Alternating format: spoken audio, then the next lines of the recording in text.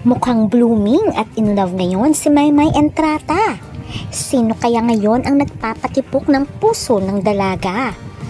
After ng ilang taon na rin paghihiwalay sa dati niyang boyfriend na si Aaron Haskell. Paano na kaya si Edward Barber? Wala na nga ba talagang pag-asa sa kanilang dalawa? Since pareho naman silang single that time. At sino tong baguhang model at commercial actor na isang baguhan sa Hollywood ang bago di umunong boyfriend ni Maymay? Ating alamin.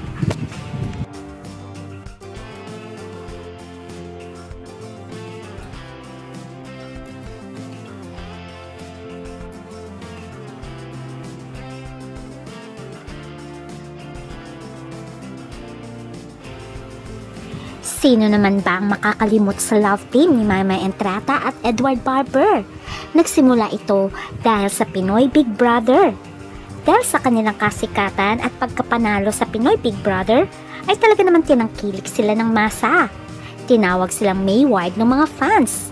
Marami rin silang nagawang teleserye at pelikula. Marami din endorsements. Kaya marami ang nanghinayang nang biglang maghiwalay ito as a love team.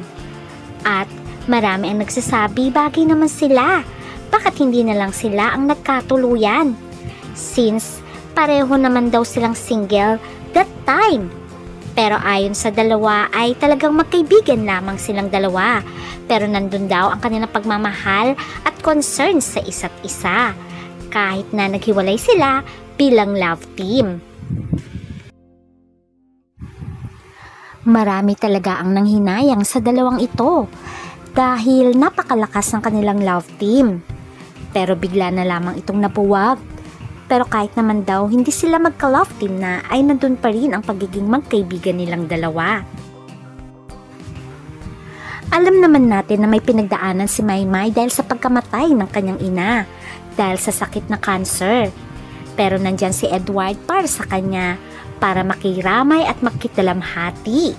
Ganon din ang pamilya ni Edward. At ang alam nga ng lahat ay bumabalik na ang closeness ng dalawa. Dahil nga hiwalay na nga si Aaron at itong si Maymay. Matatandaan na naging boyfriend nga ito ni Maymay na taga-Canadian. Kaya nawala ng pag-asa ang mga fans na magkabalikan sila bilang love team ni Edward Barber. Kaya naman nang maging single si Maymay ay umasa ang mga fans na sana magkaroon ng pelikula at teleserye ang Mayward. Matatanda na until now ay wala pa ring girlfriend si Edward Barber. Samantalang si Maymay ay meron na naman daw bagong nagpapatibok ng kanyang puso. At sino ba itong lalaking ito? Ang tinutukoy nila ay isang commercial model at baguhang aktor sa Hollywood. Ang bagong boyfriend daw ng kapamilya actress at singer na si Maymay Entrata. At ang tinutukoy nila ay ang Filipino-American na si Joaquin Enriquez na nanirahan ngayon sa Los Angeles, California. Base sa kanyang Instagram account. Matatandaan na unang tsinismis si Maymay at si Joaquin na makitaan silang dalawa na magkasama sa isang event kung saan ay kasama nga ni Maymay itong si Joaquin at magka-holding hands pa sila at sabay na umuwi galing sa isang occasion. At dahil dito, nagkaroon na naman ng speculation na siguro nga ito ang boyfriend ngayon ni Maymay. Siyempre, napansin ng mga netizens na fina-follow nila ang isa't isa at napaka-sweet ang kanilang mga posts at comments sa isa't isa. Tulad na lamang itong Instagram ni Maymay kung saan ay magkasama sila at napaka-sweet. Hindi lamang yon, makikita din na magkasama sila sa isang video kung saan ay nasa isa silang beach resort. At makikita nga sa Instagram ni Joaquin na nakalagay Iris kung saan ay magkasama sila sa isang beach resort. At makikita nga dito na pumupunta si Maymay sa kanya habang tumatakbo ito patungo kay Joaquin. At bigla niyang niyakap si Joaquin. Ito pala ay si Maymay. Ito na nga ba ang kumpirmasyon na talagang sila na ang magkarelasyong dalawa. At mukhang very proud din naman si Joaquin. At sinabi pa nga niya sa caption niya sa Instagram, "I finally found my Iris." Which, ito ngang si Maymay ang kanyang tinutukoy.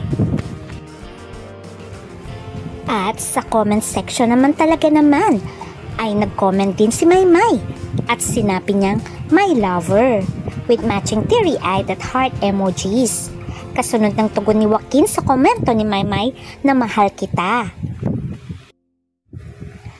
Pero sino nga ba si Joaquin sa totoong buhay?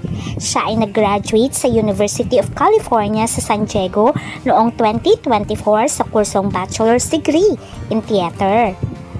At meron din nagsasabi na magaling itong umawit. At talaga naman, marami ring talento. Ay Filipino-American na naninirahan sa Los Angeles. Kaya naman maraming mga fans sumasaya for Maymay dahil finally natagpuan niya na muli ang lalaking magmamahal sa kanya ng lubusan. Siyempre sa pagkakaroon ng love life ni Maymay, marami din ang masaya para sa kanya at the same time nalungkot. Lalo-lalo na ang mga Edward at Maymay fans, ang Mayward. Kasi umaasa sila na sana sila na lamang ang magkatuluyan. Pero siguro hindi mo matuturuan ang puso. Kaya maging masaya na lang tayo para kay Maymay. For sure masaya naman din si Edward para sa kanyang kaibigang si Maymay Entrata.